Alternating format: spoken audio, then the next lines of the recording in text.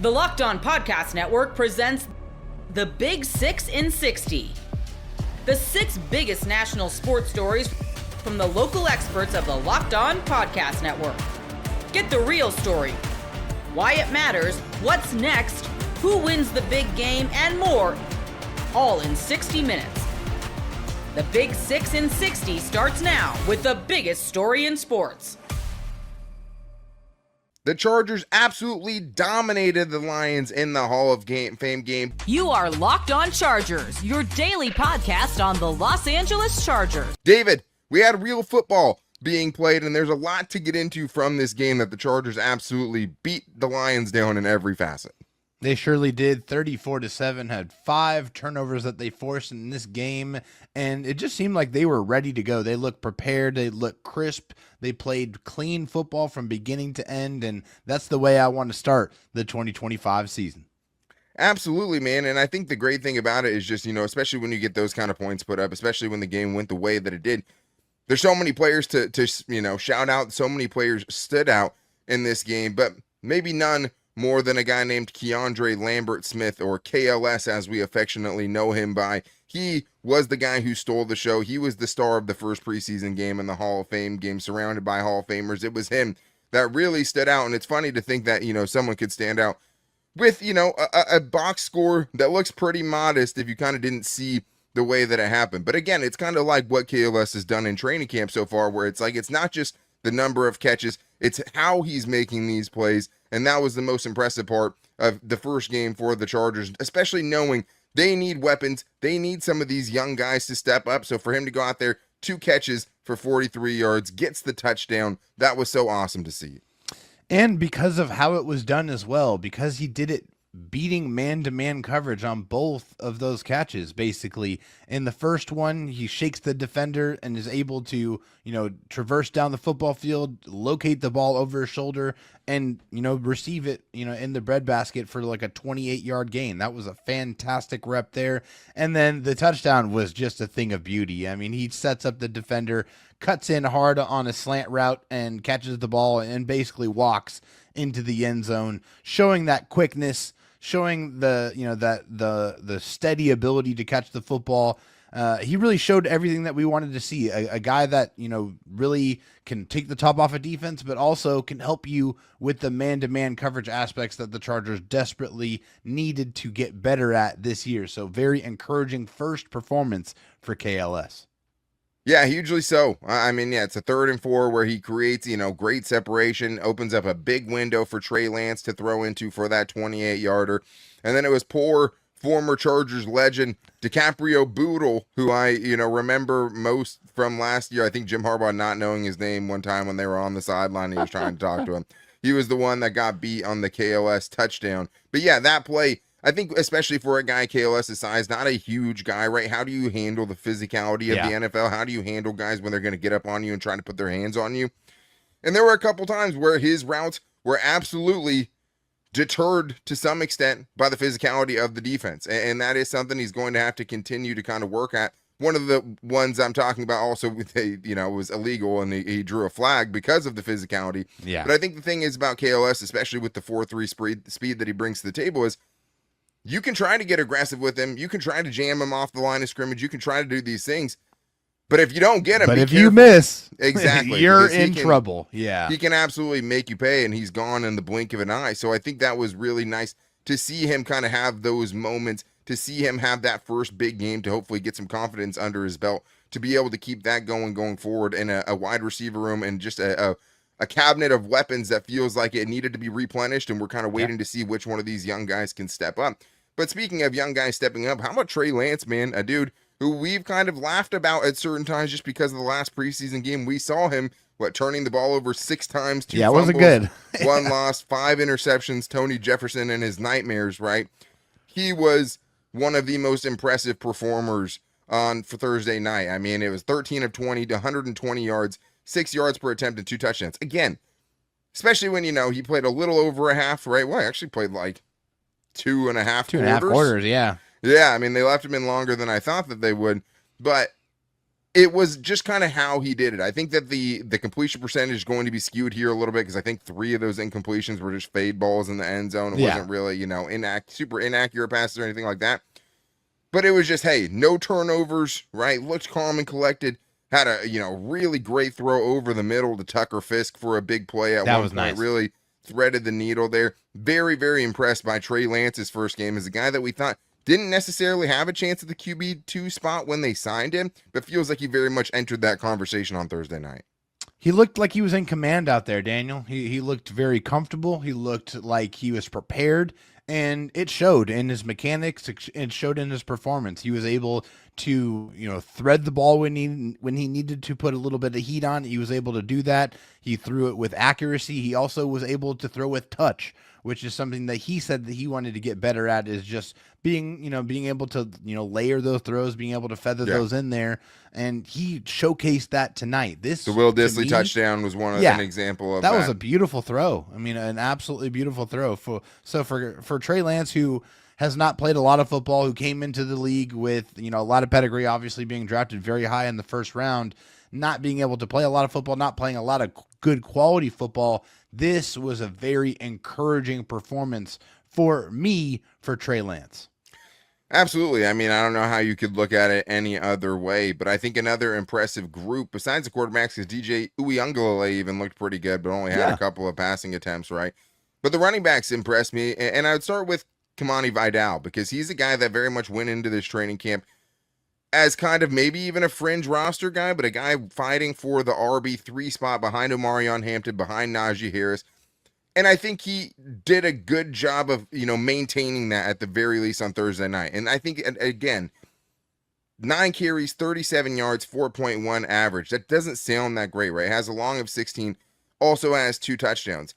Yeah. He had like 3 or 4 goal line carries that went for, 1 or 2 yards, had a 1-yard touchdown at one point, which is going to affect the yards per carry. So I don't want people to get caught up in that part of it. The part that impressed me the most about him specifically, and a night that really all of the running backs looked pretty impressive, was he showed what he can do, right? He has the physical play on the outside with Rock Ya-Sin, where you called it a car crash collision on the outside, where neither guy really, backed down at all. Mm-hmm. There was a total stalemate in that one, and then punches it in a physical run on the next play. And then to kind of show you what else he has in the bag, the next time they get in the red zone, he pops one out to the outside, has 2 defenders to beat, and is able to get the corner and score a touchdown on a 4th down. So Kamani Vidal, stock up for me in this one. I can definitely see the extra gear Greg Roman talked about, but overall just an impressive night by the Chargers running backs. It was a really, really good night for the running backs in the room. I liked the physicality that Kamani Vidal ran with, especially because he's a smaller running back, and you're going to have to be able to run in between the tackles. But he showed that he can do that, and also showed the speed to be able to win the edge. So I like that. Also want to give a shout out to Hassan Haskins as well. Feel like he performed exceptionally well tonight. He played like a big running back. He looked like a big running back. He was bowling people over. He was breaking tackles. He looked really good tonight. 6 carries, 34 yards, 5.7 yards per attempt. Even Naheem Hines, had a good solid performance with 8 for 34 and 4.3 yards per carry. So pretty much everybody who touched the football tonight, I felt like looked good. Even with Omarion getting only a couple of carries, I thought you saw what you wanted to see on the 8-yard carry, him being able to break tackles, being able to fall forward, being just difficult to bring to the ground. I think that's what you wanted to see. Obviously, we weren't going to see many carries out of him because he's the RB1 for the team right now. Yeah. But I think you were encouraged by what this running back room looked like tonight. Absolutely. And I mean, with Omarion Hampton, he did have the one was a defensive offsides on one where he broke a tackle and kind of dragged 2 other dudes for a first down, but then ended up getting wiped off. Then he has the strong 8-yard run where, he breaks the tackle at the line of scrimmage, great burst through the hole, and it takes 2 guys to drag him down before he's almost already getting a first down. The one gripe, got to be better on that 3rd down play, right? I mean, it was a very small sample size. He tries to bounce one out to the outside.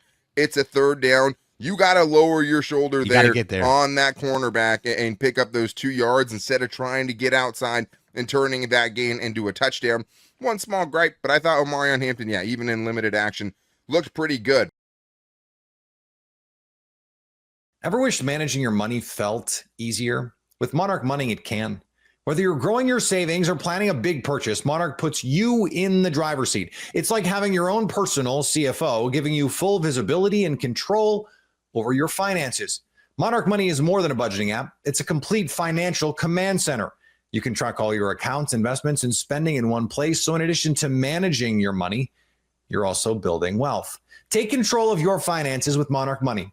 Use code LOCKEDONNFL at monarchmoney.com for 50% off your first year. That's monarchmoney.com, code LOCKEDONNFL for half off your first year. Hall of Fame game in the books, and it was not a good performance from the Lions. You are Locked On Lions, your daily Detroit Lions podcast. Los Angeles Chargers 34, Detroit Lions 7 in the Hall of Fame game tonight in Canton, Ohio. Look, score doesn't count. Score doesn't matter. What does matter is if you tuned into the game to watch your Leos do their thing, it was a sloppy start.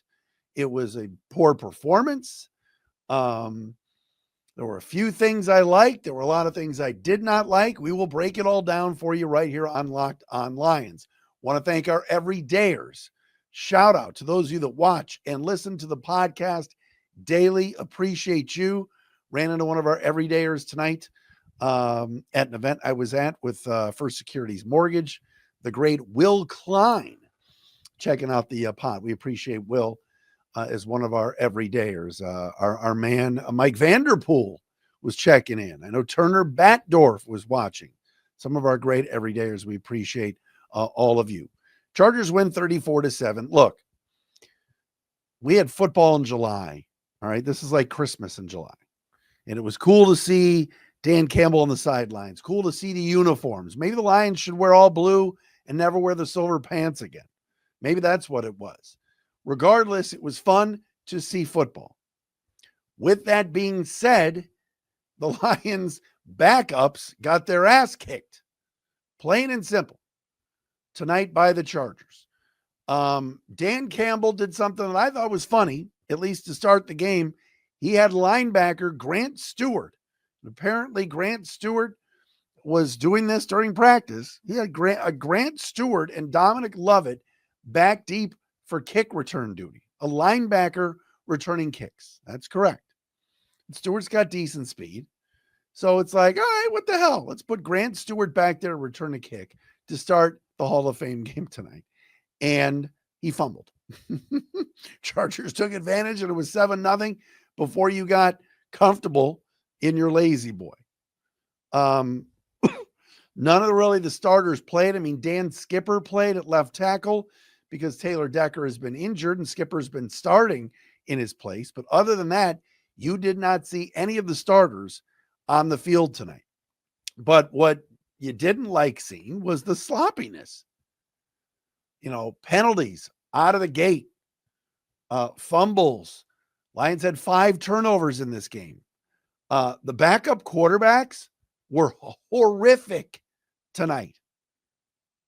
And there are certain conclusions that you can jump to from preseason, and there's certain things that are stupid.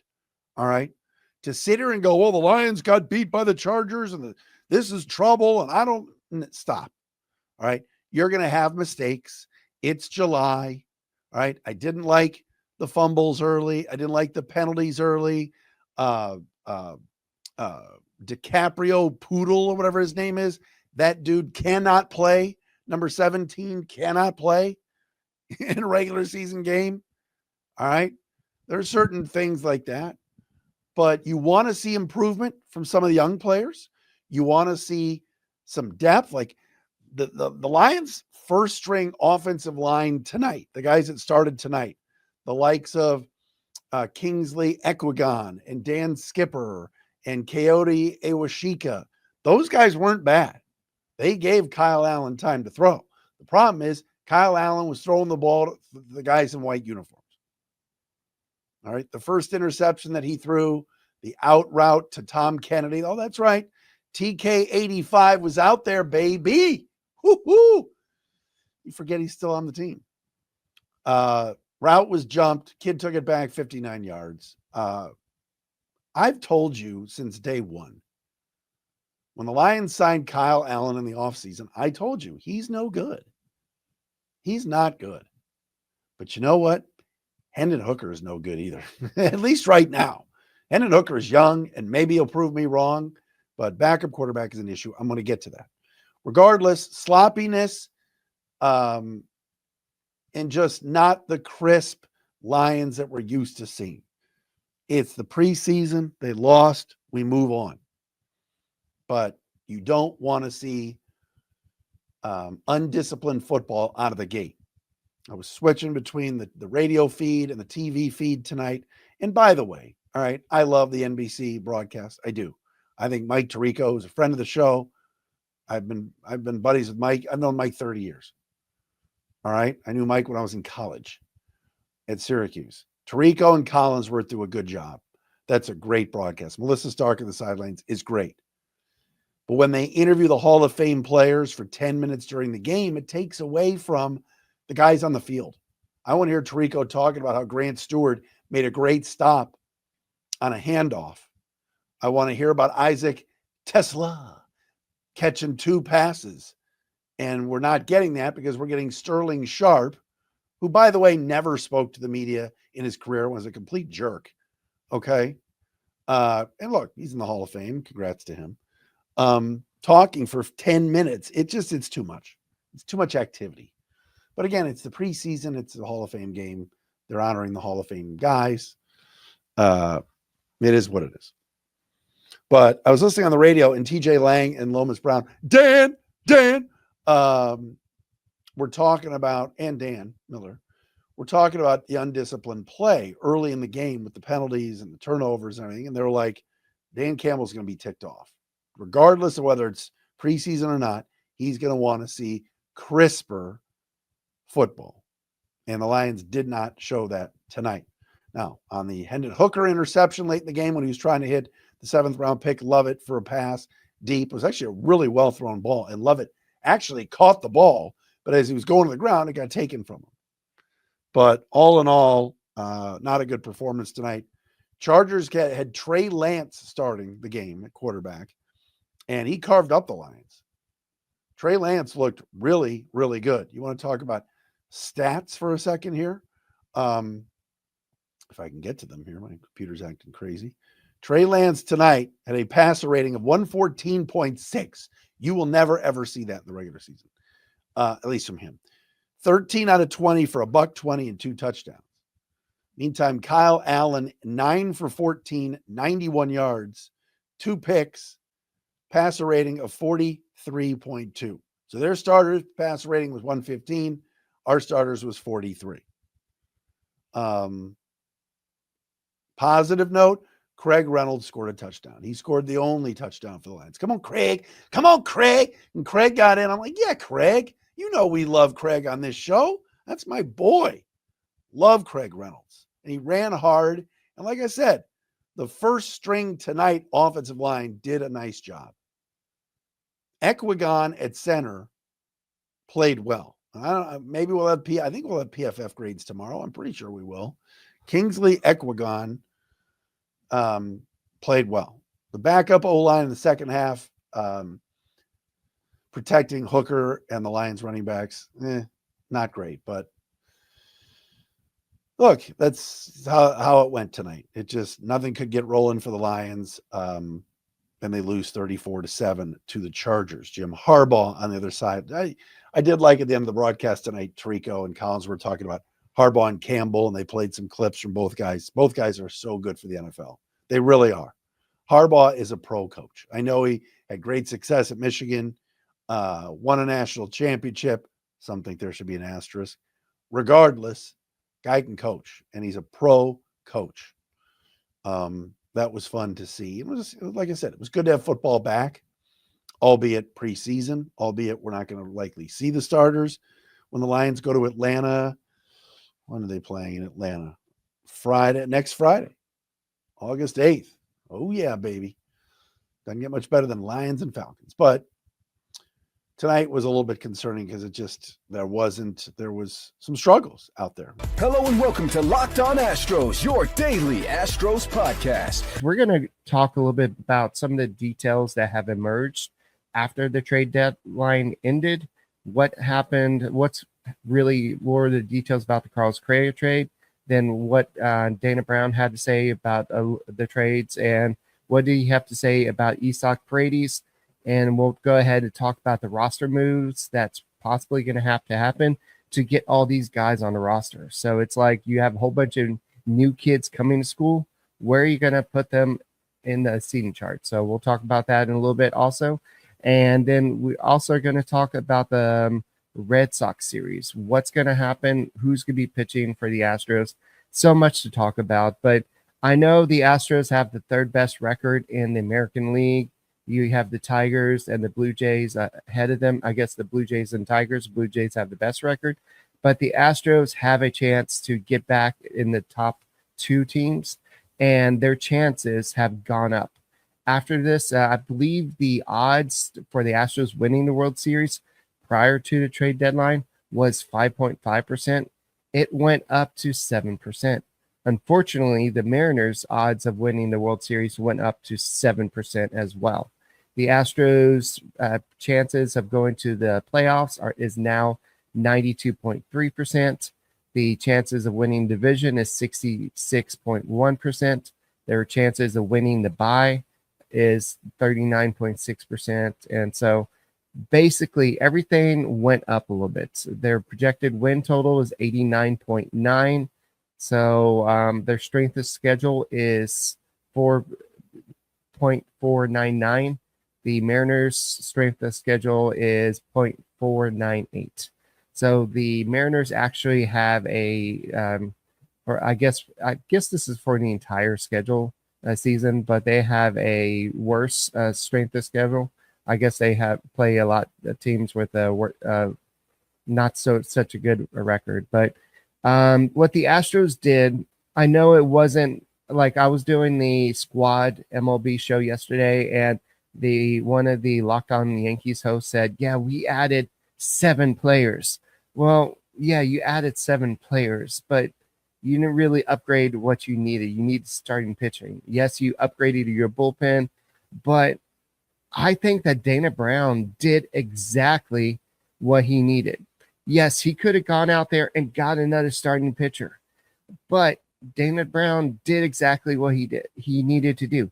He got the exact 3 players that he needed without mortgaging the future. He gave up a 13th top prospect according to MLB Pipeline. If you're looking at Baseball America, 7th overall prospect. But that was the top prospect in the Astros farm system that they gave up. The rest of them were considering minimal prospects. So the Astros didn't really mortgage their future. They didn't have to give up a Bryce Matthews. They did not have to give up a Walter Yannick. They didn't have to give up any of their big guys. And they got 3 guys that can help them instantly. Carlos Correa may not be the same guy that he was with the Houston Astros, but he's still going to be an effective player. He's still going to bring that leadership. He's still going to bring that fire. We all remember this guy. Remember? Can you hear me now? And what time is it? Just imagine the fire he's going to bring in the playoffs. So I think the Astros just went all in for that. And like we were talking about yesterday, they waited it out. So let's go ahead and talk a little bit about these trades. We all know about the Ramon Urias trade. That was kind of a minimal trade. I think that now, like I said yesterday, that kind of gave the Astros the leverage. If we get Carlos Correa, great. But if we don't get him, we already have a third baseman. We have somebody that can cover him. But if we don't get him, we're fine. That gave Dana Brown all the leverage. And the fact that Carlos Correa said that he was only going to accept a trade to the Houston Astros, the Astros had all the cards. They knew that they're going to have to pay a good chunk of Carlos Correa's salary. That was never a question. They were just trying to get the Twins to pay the most amount of money. So, of course, they're going to say, oh, yeah, we want to go ahead and get you to pay almost half of the 102 million. So can you go ahead and pay 50 million of the contract? Of course, the Twins were like, no, we're good. We'll go and talk to you later. So I'm sure the Twins were calling around, talking to Carlos Correa. Hey, which teams would you waive your no trade clause for? Houston. What other teams? Houston. And so part of what Carlos Correa, once the Twins started talking to him about the trade to Houston, he said, well, what position will I be playing? And they said third base. He said, great. I've been trying to get you guys to play me at third base for 2 years now. I want to play third base. So the fact that he's open to play in a position that he has not played is great. And the fact that he's excited about coming to play in this the team with some of the friends that there's some players that are still here that he played with. Definitely Jose Altuve.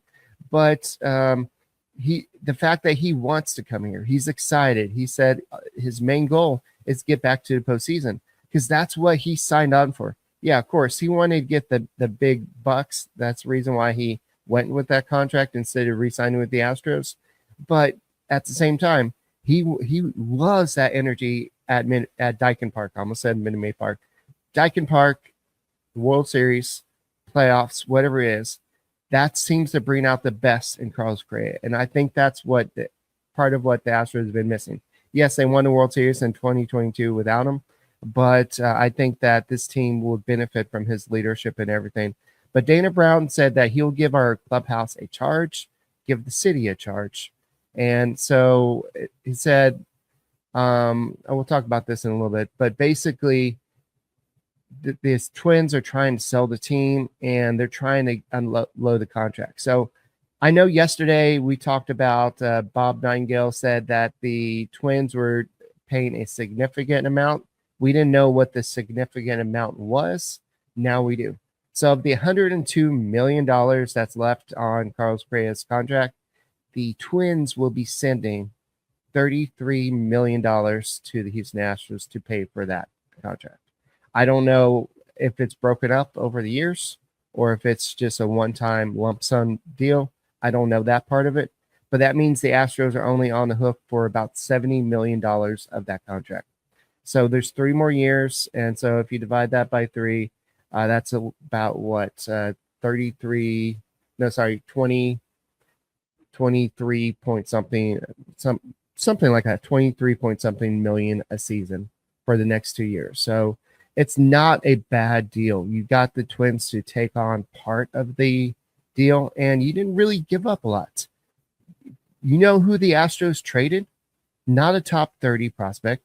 They gave up some guy named Matthew. Where is it? Matthew. I had it on my notes, but they gave up a like a high A ball somebody that's not really on the Astros radar right now. So this is what the Astros did. They waited it out. And this is something that we talked about on the Squad podcast.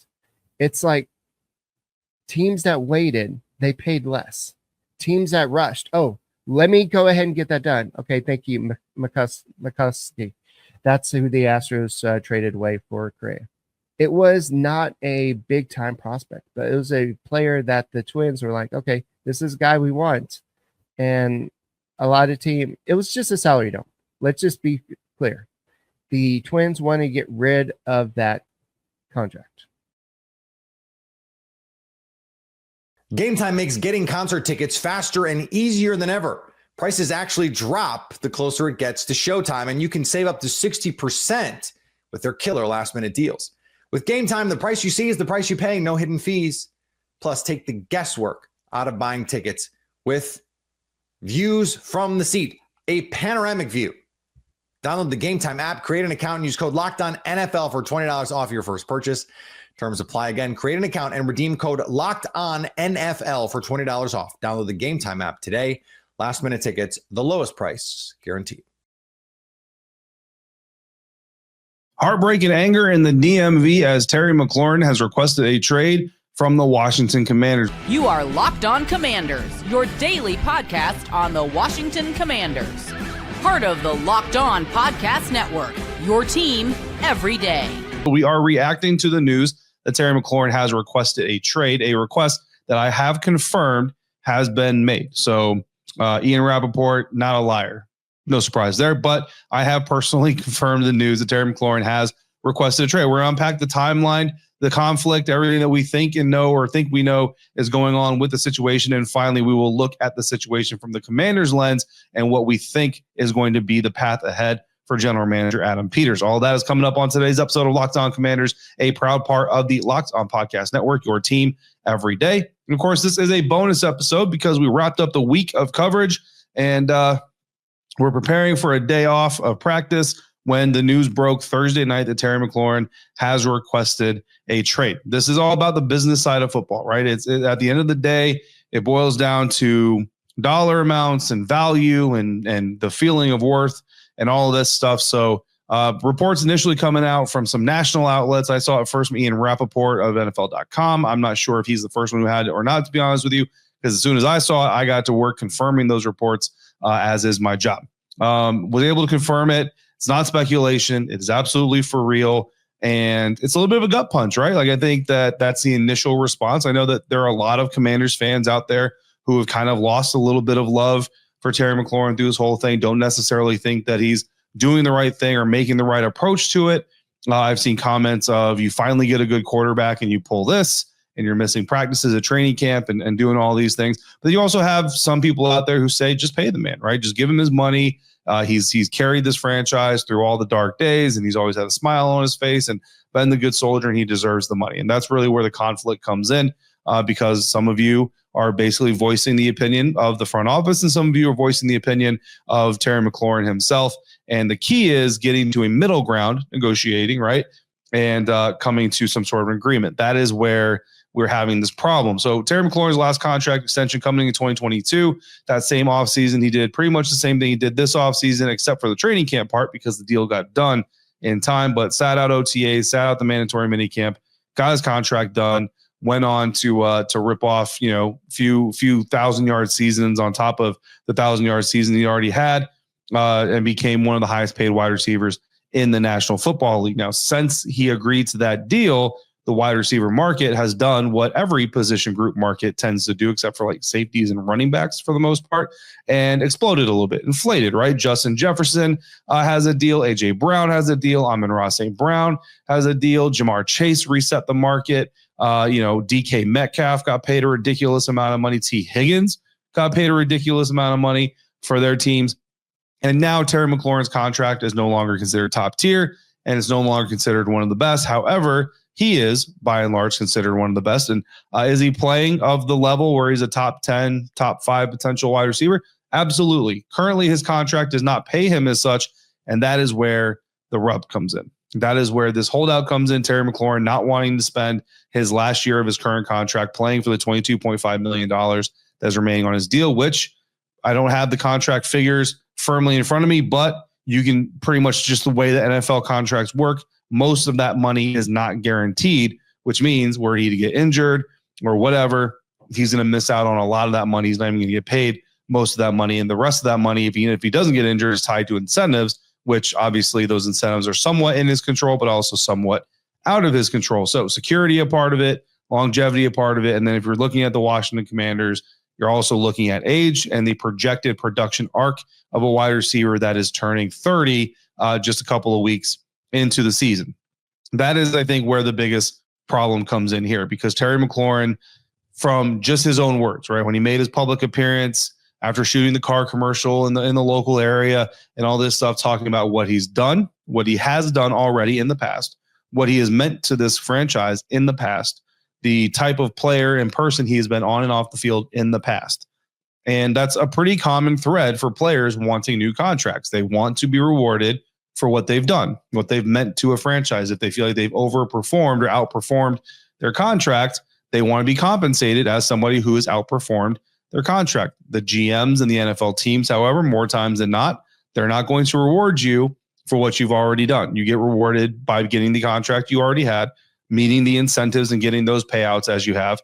and then also becoming the face of the franchise. We're going to put you on posters. We're going to put you in our commercials, on our ticket sale books, and the season ticket holders are going to get nice little neat packages and gifts that have your name on them. And we're going to, elevate you as a star of the franchise, which will then elevate you as a star in the community. So those are some of the intangible, non-dollar sign carrying things that the franchise does as an appreciation for who you are above and beyond your contract. What they're not going to do is pay you, in retrospect for what you've already done. And I think that's a big part of this. So what does Terry McLaurin want? What is the separation here? Well, recent reports suggest, and this is Adam Schefter of ESPN recently reporting, or suggesting, I should say, that it appears, because none of this is definitive, that Terry McLaurin wants more than DK Metcalf.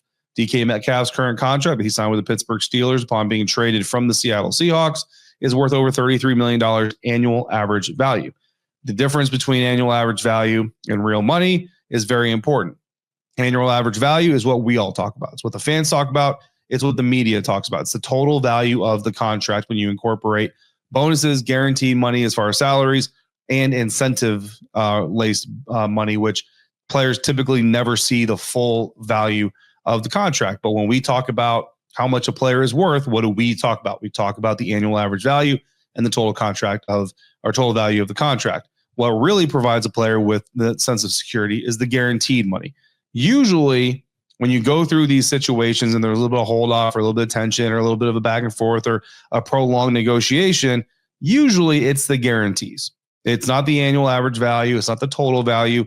Typically people can kind of come together and say, here's what we're working with, because you're kind of working with market trends and you're working with data. You're not working with feelings.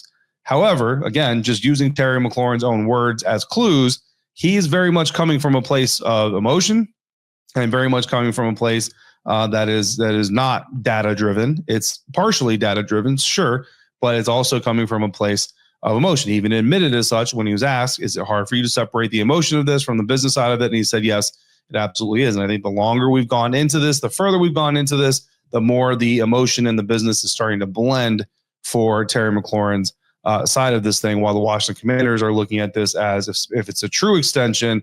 You're 29 years old right now. You're turning 30 in September, which means you're going to be turning 31 next September when this new extension, if it is a true extension, a tack on to the current year that Terry has left under his current contract. We're talking about paying a 31-year-old wide receiver. And you want us to pay a 31-year-old wide receiver for what a 29-year-old wide receiver did in 2024, plus how he's been off the field, who he's been team captain, all this other stuff. And that's just not how NFL teams tend to negotiate. But there's more to this. There's another part of this. It's not just age, but there's also the cumulative effect of organizational turmoil on Terry McLaurin, but also the new sense of stability that the franchise has under head coach Dan Quinn and general manager Adam Peters. Ever wished managing your money felt easier? With Monarch Money, it can. Whether you're growing your savings or planning a big purchase, Monarch puts you in the driver's seat. It's like having your own personal CFO, giving you full visibility and control over your finances. Monarch Money is more than a budgeting app. It's a complete financial command center. You can track all your accounts, investments, and spending in one place. So in addition to managing your money, you're also building wealth. Take control of your finances with Monarch Money. Use code LOCKEDONNFL at monarchmoney.com for 50% off your first year. That's monarchmoney.com, code LOCKEDONNFL for half off your first year. Mikal Bridges has re-signed with the Knicks on a 4-year, $150 million extension. You are Locked On Knicks, your daily New York Knicks podcast. Mikal Bridges' extension, 4 years, $150 million, right at the end of July. So free agency month ends with a bang for the Knicks, I guess. They just had to sneak one more in there right before August. 4-year, $150 million extension. We're going to talk about that. We're going to talk about what it means for Mitchell Robinson and his potential future with the Knicks, considering he also is extension eligible and is in a similar situation to what Bridges is in what Bridges was in, with a contract that is set to expire at the end of this year. And then talk about a little more free agent chatter. Ben Simmons apparently still on the Knicks radar and someone that they're keeping tabs on potentially for that last roster spot. So talk about him versus the potential incumbent bringing back Landry Shamet and all that in towards the end of the show. But first, I want to thank you all for making Locked On Knicks first listen today and every day, whether you're checking us out on your favorite podcast platform or taking in the sights and sounds on YouTube. We appreciate you making us part of your daily routine. Make sure you hit the auto download function on your favorite podcast app or the notification bell on YouTube so you never miss an episode. All right, so the news, big news, first reported by Shams Charania on Thursday. From ESPN, New York Knicks forward Mikal Bridges has agreed to a 4-year, $150 million contract extension with the franchise. His agents Sam Goldfeder and Jordan Gertler of Excel Sports Management told ESPN's Shams Charania. Deal includes a player option for 2029 to 30 and a trade kicker. He's ineligible to be traded for 6 months after signing the extension, which, for those of you keeping track at home, puts that date at January 31st. 2026, which is about a week before the trade deadline. So maybe worth keeping an eye on there. The deal also is a slight discount. So he took a little less than what he could have on a max extension, which his max number was $156 million. Apparently, the starting number for this deal is $33.48 million for the first year, and then it will scale up from there, with raises each year through the 4 years, eventually paying him over $40 million by the end of the deal if he picks up his final year player option. But he also, very similar to what Jalen Brunson did last year, left a good deal of money on the table by taking this extension now versus waiting for unrestricted free agency in this coming offseason. Now, this coming offseason was going to be one where more teams had financial flexibility than the past couple years, and some teams are definitely squaring themselves up to be able to actually enter free agency and make a bit of a splash next year. But the Knicks managed to lock down Mikal Bridges. They don't even have the possibility of some team swooping in with a giant Godfather offer to take Mikal Bridges away, because he was willing to take his extension and less than his max extension even. I mean, if you look at it just in terms of pure first year salary, he's going to be making about $6 million less in his first year of his new deal than even OG Anunoby did this past year when he signed his new contract. So something to that I would say is somewhat commendable for Mikal Bridges. I mean, he's obviously still going to make $150 million roughly, or at least 100 or so, a little over 100 if he turns down that final year player option. But yeah, I think pretty good stuff again from the Leon Rose front office. They keep some flexibility. I'll talk more about the cap implications when we get into it in the next segment here and what it might mean for Mitchell Robinson. But just in terms of pure value on the deal and everything, it means he retains his final year for this year, which was going to happen regardless, but he only makes $25 million this next year, then 33.5 the year after that, 36 the year after that, and then it'll scale up those next 2 years to get him around like $40 million or a little over 40 for that final season. So it's, I think, a good deal. I think people have to readjust their expectations. I've seen certain people that I would expect to know better on like Twitter and whatever, going on about like, I don't understand how this is a good deal, whatever. He's making $30 million. It's like, well, yeah, everything is relative now. It's so anyone that's listening that looked at this deal and their eyes popped out of their head being like, you mean they gave Mikal Bridges $50 million more than they gave Amari Stoudemire or whatever? Yes, in fact, they did, because that's just what the numbers are now. That's just how the salary cap works in the current NBA.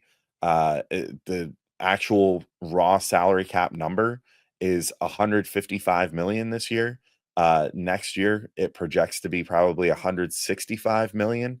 And then the year after that, it projects to potentially be $187 million.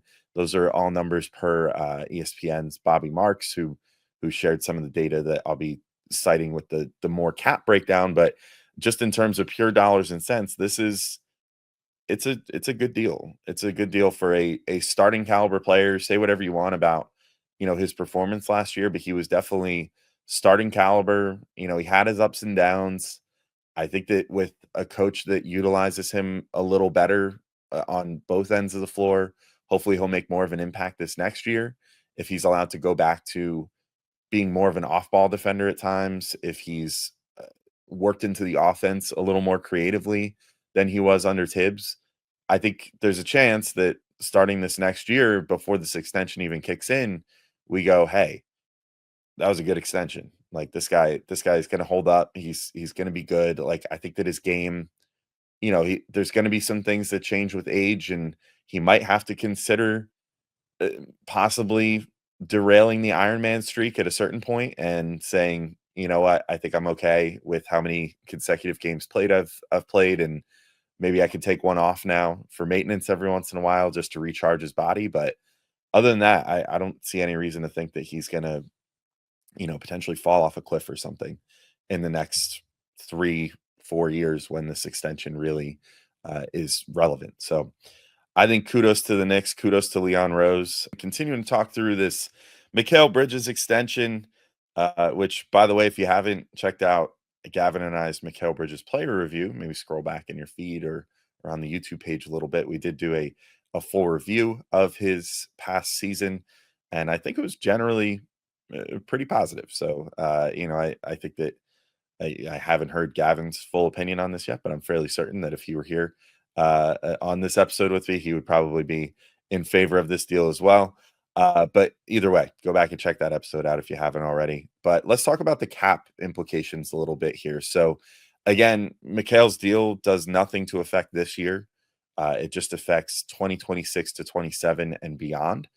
So Bobby Marks from ESPN, I'll throw it up on screen for those of you on YouTube, released this nice little spreadsheet here that sort of broke it all down. So for this next year, we obviously, it's well reported, the Knicks are at a little over $202 million in guaranteed salary. They only have a little bit of room for the second apron. They have $3.7 million allowed in room for the second apron. So that means they can sign one veteran free agent this year, which I'll talk about in a moment. And they can sign someone to a second round exception. If I was a betting man, I would say at this point that would be Mohamed Diawara. I think that he's probably going to fill that final roster spot on a full NBA contract after a really nice summer league that showed some promise. But either way, this is where they sit now for this year, and that's kind of well reported already. But for next year, they now find themselves with about $204 million in guaranteed salary, which with the projected cap increases, which again, the cap is projected to go from about $155 million to about $165 million next year. Now, cap projections, for what it's worth, were a little bit off this past year. People, prognosticators, Bobby Marks, all the people that do, cap stuff thought that, and I mean, I thought too, pretty much every year you figured the cap was going to go up by 10%, which is the maximum allowable under the new CBA. And it felt like you could more or less pencil that in because this new streaming rights deal is worth like $1 bajillion. The deal that they struck that's going to bring the NBA to NBC to ESPN re-upped. I think it's going to Prime this year. I forget if Apple got in on the mix, whatever. I can't wait to figure out where I have to go to watch NBA games this year, but and how many subscription services I need. But either way, with that big deal, the NBA got the biggest influx of broadcasting money that it's ever gotten in the history of the league. You figured it would be going up 10% every year. That is apparently not a guarantee because I think it went up 7 or 8% going into this year. But whatever, we could still just, for all intents and purposes, let's trust Bobby Marks's prediction here. So he thinks the salary cap next year will be up to $165 million, and just the tax level period will be at $201 million. So, for those of you that are like, well, so how does this give them flexibility? They're paying, Karl Anthony Towns almost $60 million next year. They're paying OG 42.5. They're paying Brunson almost 40. They're paying Mikal 34. They're paying Josh Hart almost $21 million. Like, where does this flexibility come from? That's a lot of salary. Well, if you add it all up, and this doesn't include a Mitchell Robinson extension. Obviously, this doesn't take into account Pacom Dadier, I believe, or Gershon Yabusele, which Yabu could pick up a player option next year. Dadier, I think we can pretty much pencil them in for picking up the team option. But if they wanted to get to their bottom dollar number next year, they could be at $203 million. And that would put them almost $6 million below the first apron and would put them almost $20 million below the second apron. So that's important stuff, because those aprons are what start restricting your ability to make trades. They start restricting your ability to sign free agents and use exceptions and stuff like that, like the exception that they used to sign Yabusele this year. So I think they're in pretty good shape going into next year. Now, if they re-sign Mitchell Robinson for close to $20 million, obviously that evaporates and suddenly you're right up against that second apron again. But there's a world where maybe they can get away with still staying under it next year, depending on what, a new Mitch contract looks like, or if they ultimately decide like, hey, Ariel Hukporti is more worth investing in, or I don't know, someone surprises them, like they get James Najee on a two-way and he really shows out, or they just find a budget option next year for center, or just decide that they just want to, go that way going forward. They could potentially do that. But I think they're set up pretty well. And then that next year, 2027 to 28, is where they're really in good shape. Cat has his player option for $61 million, which again, people might scoff at, and be like, oh my God, but you're telling me between Cat, OG, and Brunson, you're paying $146 million just between those three guys. It's like, well, yeah, I mean, that is kind of what we're saying here. But they have team options on Josh Hart. They have another team option final year on Pacom Dadier. They also have the team option on Tyler Kolek that year. Deuce will be an unrestricted free agent that year, so that might present some issues. And granted, again, all of this does not include a Mitchell Robinson extension, which we might still see this offseason, a potential Ariel Hukporti extension, which we might see soon. So there's still some things to be put in place here. But as of right now, just guaranteed salary wise, which all of this resides in Cat, OG, Brunson, and Bridges, they have $183 million in guaranteed salary going into 2027 to 28 right now, which leaves them a lot of extra room. That actually puts them slightly below the salary cap period that year, at least the projected number of $187,671,000 from Bobby Marks. So that gives them $4 million in just straight up cap room that year. But then from the tax level, they then find themselves almost $40 million away from that. So that's presuming a potential Cat extension, or who knows, 2 years from now. That's an eternity in NBA time. So who knows who's going to still be on the team at that time, or if they've made a big trade or whatever. But either way, just from a raw numbers perspective, $40 million away from just the tax level period. And from the projected second apron, they would have almost $60 million of room, which is huge. That means that they have flexibility to build their team, to make trades. Gametime makes getting concert tickets faster and easier than ever. Prices actually drop the closer it gets to showtime, and you can save up to 60% with their killer last-minute deals. With Gametime, the price you see is the price you pay, no hidden fees. Plus, take the guesswork out of buying tickets with views from the seat, a panoramic view. Download the Gametime app, create an account, and use code LOCKEDONNFL for $20 off your first purchase. Terms apply. Again, create an account and redeem code LOCKEDONNFL for $20 off. Download the Gametime app today. Last minute tickets, the lowest price guaranteed. You are Locked On Ducks, your daily podcast on the Oregon Ducks. A couple of weeks ago, if Anthony Jones had decided to commit, I have it on good authority, it would have been Alabama. The good news for the Ducks, that didn't happen, and there was a late change in the winds. Yesterday, I talked about the crystal ball coming from 24/7. I'd heard from a source as well that he was going to pick the Ducks. He does so on the Pat McAfee show yesterday, and it's the second five-star player in the trenches to commit on McAfee's show to Oregon this year. So, I'm not the biggest McAfee guy personally. I don't watch his show. I sometimes like him on game day. I sometimes don't. I do like that he adds more interest, hype, and intrigue to the sports recruiting efforts in the summer months. And so if it helps get that many more people aware that a big name committed to the Ducks, hey, I'm here for it. And he's having fun with it. So Anthony Tank Jones, as he is known, this is lining up to be, as my guy Zach Neal pointed out yesterday, an all-name class for Oregon. You've got Emmanuel Ihanacho, who I think will go by Nacho. You've got Jet Washington, Bryson Beaver in the fold, because why the heck not? It's just that much fun. And now you have Tank Jones. Tank Jones is a quintessential college football name. I want all of my offensive linemen and defensive linemen, and he's a defensive lineman, of course.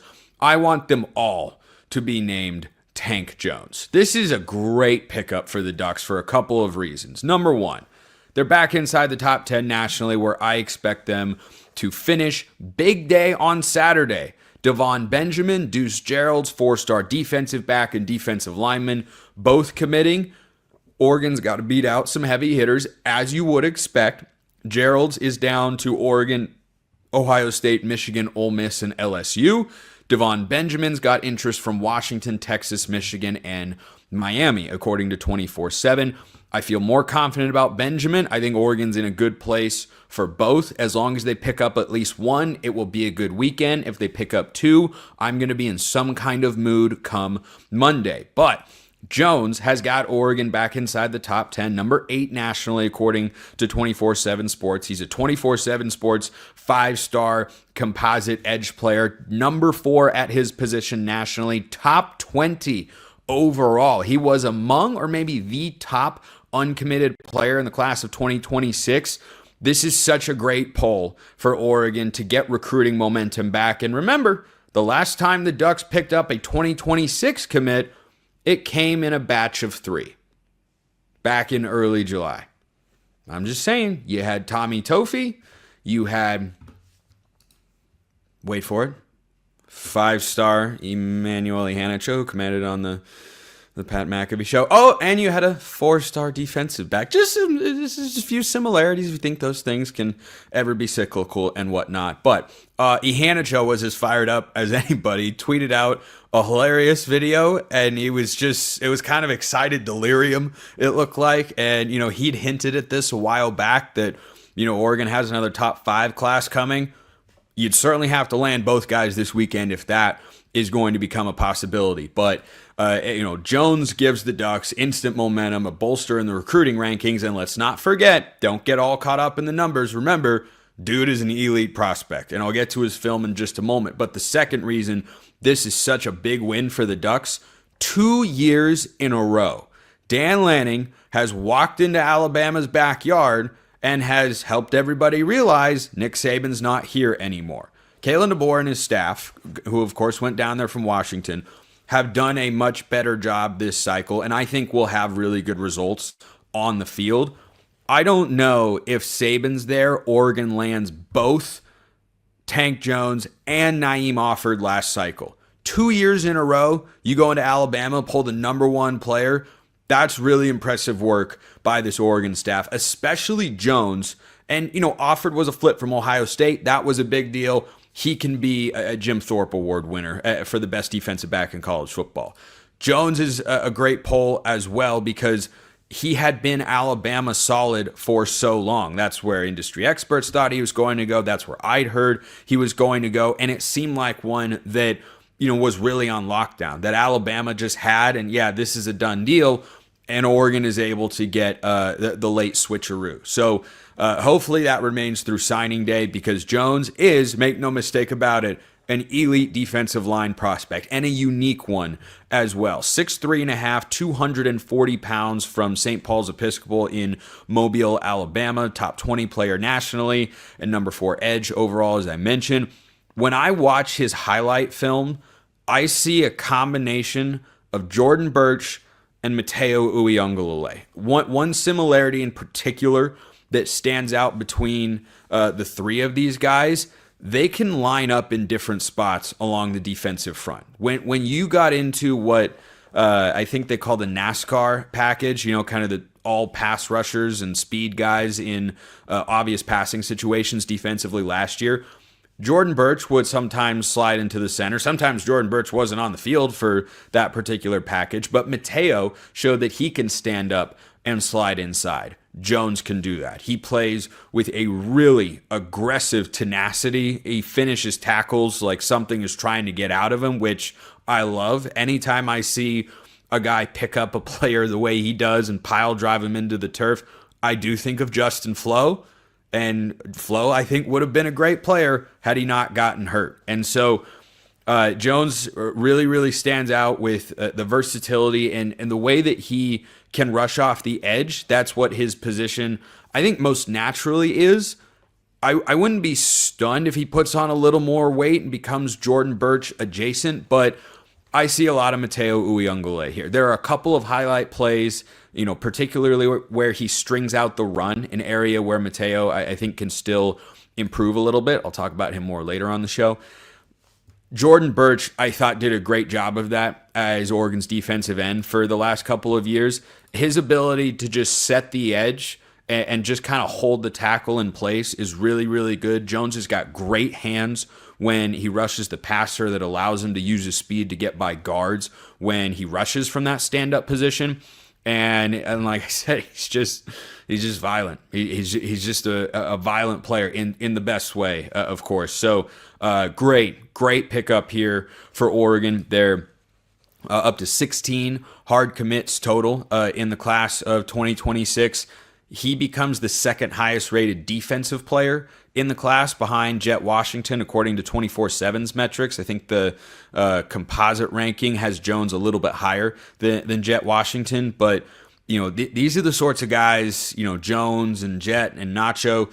These are Kendra Harrison as well, 5-star tight end. They can push for playing time right away.